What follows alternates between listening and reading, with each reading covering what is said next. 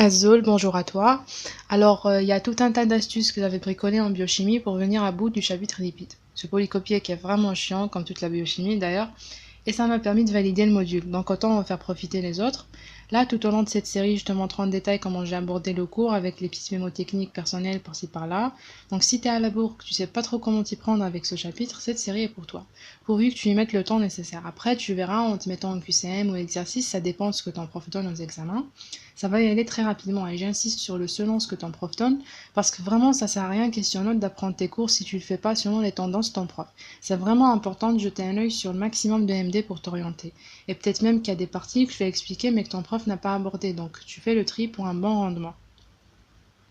Ce qu'on va aborder, donc une définition des lipides, classification, rôle, puis une première partie sur les acides gras avec la structure, les différentes familles et les propriétés physico-chimiques. Les réactions, puis une deuxième partie où on va détailler sur chaque lipide la classification, sa structure, ses propriétés, et on termine avec les rôles biologiques et le transport des lipides dans le sang. On commence avec la définition. Les lipides sont insolubles dans l'eau. Solubles dans les solvants organiques, c'est quoi solvant organique? Substance qui dissout les lipides. Les lipides sont des dérivés naturels d'acides gras. Les lipides dérivent leur origine, ou si tu veux, les monomères à partir de quoi on fait des lipides, c'est les acides gras. Tu prends des acides gras, tu leur fais une condensation avec alcool ou amine, une réaction se produit et ces acides aminés s'attachent à l'alcool qui peut être un glycérol, un stérol ou un alcool gras, ou alors à l'amine pour donner un lipide donné. Si t'es pas à l'aise avec le mot condensation, tu peux le changer ou l'enlever, t'as juste à comprendre le sens. Grossièrement, c'est juste le fait d'attacher des acides gras à un alcool ou un amine. Classification. Donc, faut savoir qu'il y a des lipides constitués d'acides gras, comme ceux dont on vient de parler, et il y en a aussi sans acides gras, isopréniques. Dans ceux à base d'acides gras, il y a des simples et des complexes, c'est tout. Ce qui reste de la classification, je préfère y revenir au fur et à mesure qu'on aborde chacun d'eux. Donc, rôle biologique. Rôle biologique, énergétique. Là, on va se rappeler les triglycérides dans les adipocytes du cours d'histologie. Rôle structural, là encore, cours de cytologie, les phospholipides et les glycolipides dans la bicouche lipidique. Autre rôle, médiateur chimique, hormones, coenzymes, vitamines, transport d'électrons. Première partie, acides gras. Structure générale et nomenclature. Là, ne t'attarde pas trop sur la structure générale, mais prends la peine de la réécrire une fois sur un brouillon, puis à côté reprends ces 3 acides gras. Observe les similarités et réécris cette liste 2 fois. Et souviens-toi qu'en commençant la numérotation de tes carbones à partir du COH, c'est la numérotation des chimistes. Pour t'en souvenir, tu peux remarquer que COH et chimistes commencent tous les deux par la lettre C. À partir de CH3, c'est celle des physiologistes. Maintenant, je te demanderai de faire pause et de lire la nomenclature conventionnelle. Fais le lien entre les 3 acides gras et la structure générale.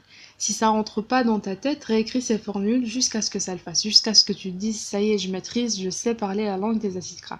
Ça commence toujours d'un côté par un CH3, de l'autre un COH. Si c'est un acide gras saturé, synonyme de aucune insaturation, aucune double liaison à l'horizon, on va remplir l'espace entre les deux par des CH2. Pas d'insaturation, donc on s'en fout de la numérotation, mais si c'est un acide gras insaturé, là l'espace il va contenir une ou des doubles liaisons. Et sa représentation, faudra que tu te mettes dans la tête que la chaîne de carbone, c'est une corde qu'on va plier à chaque insaturation. C'est ça que ça veut dire, le fait qu'on met les insaturations entre parenthèses. Le chiffre en indice, c'est le nombre d'insaturations, et tu auras remarqué que l'insaturation, elle s'écrit toujours de cette manière.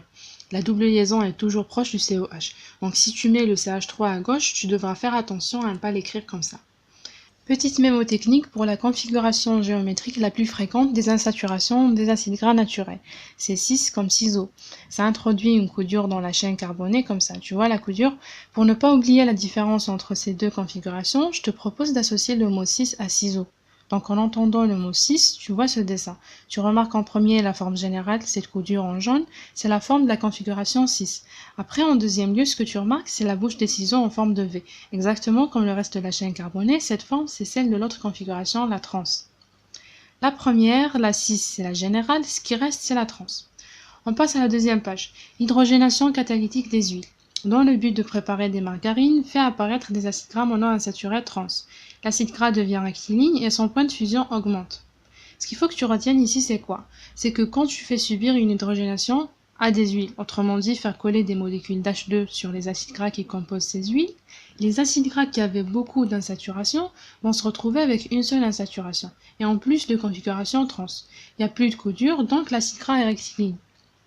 En fait, les hydrogènes s'attachent au carbone de la double liaison, ils saturent l'insaturation. Conséquence de la baisse du nombre d'insaturations, qui veut dire baisse du nombre de doubles liaisons, on voit augmenter le point de fusion, qui est la température nécessaire pour liquéfier les acides gras.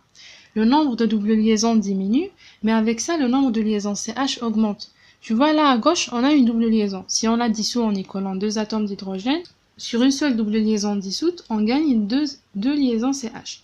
Et après, cumulé, tu vas te retrouver avec plus de liaisons qu'au départ. C'est exactement comme quand on allonge la chaîne carbonée, il y a plus de liaisons à casser, donc on a besoin de plus de température. Le point de fusion augmente.